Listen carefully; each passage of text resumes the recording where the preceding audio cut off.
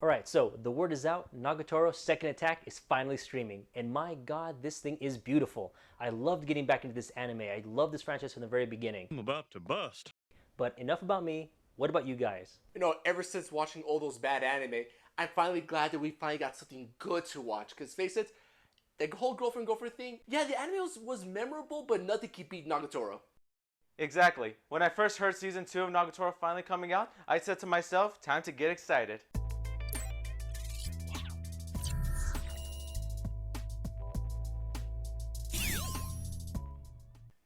Okay, so some spoilers ahead for those who haven't seen it, but the very first episode starts with this really funny parallel.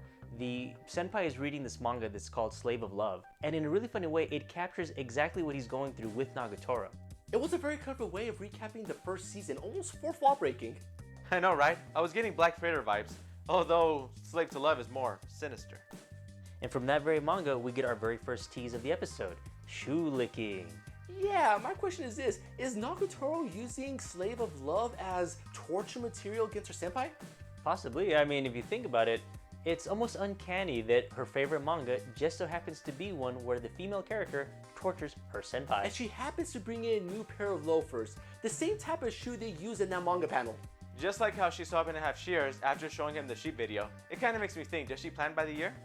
Right? Nothing is by accident. It's all premeditated. So, wouldn't any of you have licked the shoe?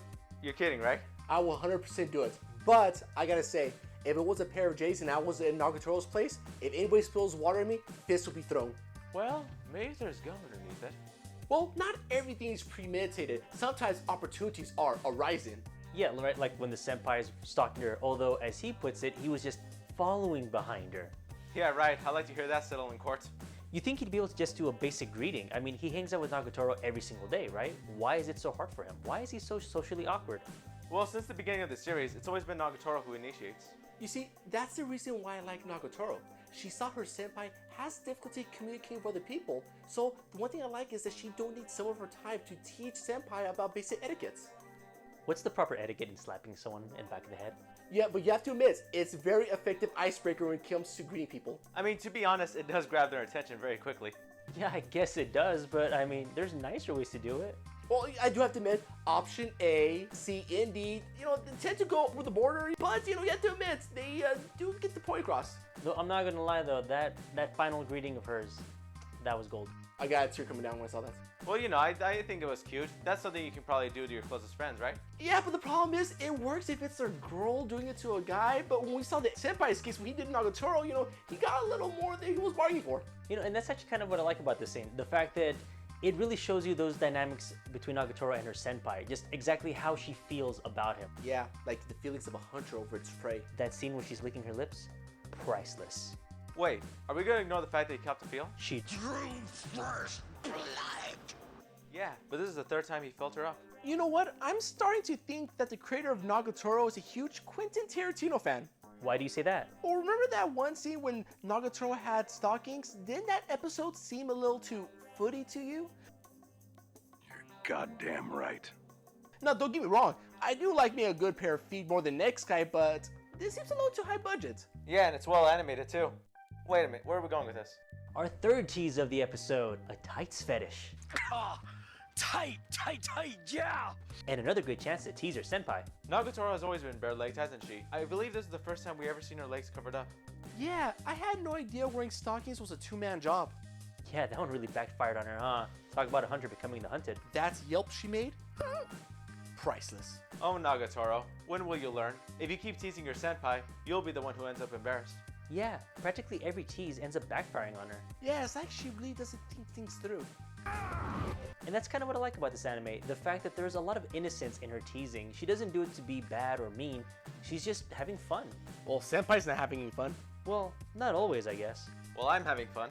And how about that final scene where Nagatoro invites the senpai out to sushi? I did like the ending. They decided to end it in a wholesome manner. And you know what? Not bad. I have to say, the moments like these is the reason why I love Nagatoro, because true, she may be a little jerk, she may be a sadist, bullying senpai, almost 24/7, but it's like in these certain situations in which you see that, yeah, no, she does care about him. As we saw by the end of this episode, Nagatoro is actually a much more caring person. Well, the difference is, like, unlike the Slave of Love manga, that woman she just uses blackmail to basically get back at her senpai. But in this case, it's just Nagatoro just teasing her senpai just to, spice up the relationship. And in this case, yeah, no, she tried her best to make sure that she treats him right.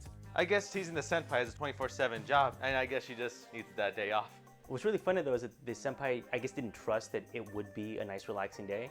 He thought that he was going to be the slave that whole episode because he's getting the sushi for everybody off the tray. It was kind of funny how even when they're trying to be nice, he just can't let his guard down. I thought what was very funny was that Nagatoro was getting jealous when the other girls were giving him sushi. Yeah, where they start making all these combinations that were pretty much a reflection of their personalities. And she's getting really jealous because he's eating them one by one and he seems to be really enjoying them. But of course, Nagatoro happens to ruin everything by just not thinking things through. I mean, she did make a pregnant joke. I mean, don't you think that's kind of tasteless? Yeah, preggo jokes are pretty cringe. That is so true to her character though, right? She makes this joke that is so far out there that no one at the table even knows how to react.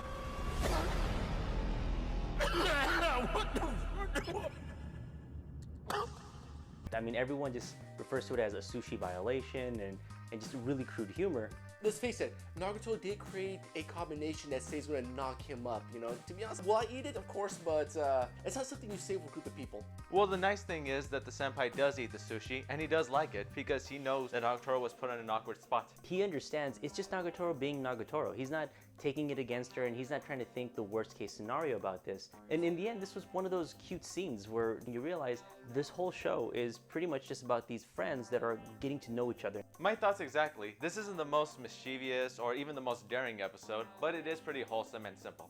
I like it. There's a reason why Senpai's life has more color, because Nagatoro is bringing him to situations that he normally wouldn't be in. Exactly right. She's pushing him out of his comfort zone and she's actually helping him to grow also in a very different way than he had in the very beginning of the anime. And I think this was definitely one of the best ways to end an episode. It was very heartwarming, it was very touching, and ultimately it gave us a really good idea of how the series is going to advance later on. Okay, so any final thoughts on this anime? Nagatoro's second attack did not disappoint, and I'm glad that it was released as soon as it did. So far, Second Attack is off to a good start. It stayed faithful to the manga, and I enjoyed every minute of it. It has had a really good start, and this first episode left me wanting even more, and I know this season is going to be amazing. If you haven't seen this anime yet, we highly recommend that you start watching it now. Thank you so much for joining us. If you like this video, give us a big thumbs up. Don't forget to subscribe. And what were your thoughts on this anime? Did you like Nagatoro? Did you hate this anime? Leave it in the comments below. We'd love to hear what you think about it. And also, if you have any recommendations for anything else you want us to review, leave that in the comments below too. This has been Nerd Fantasy Talk. See you in the next one. Adios. Catch you on the flip side.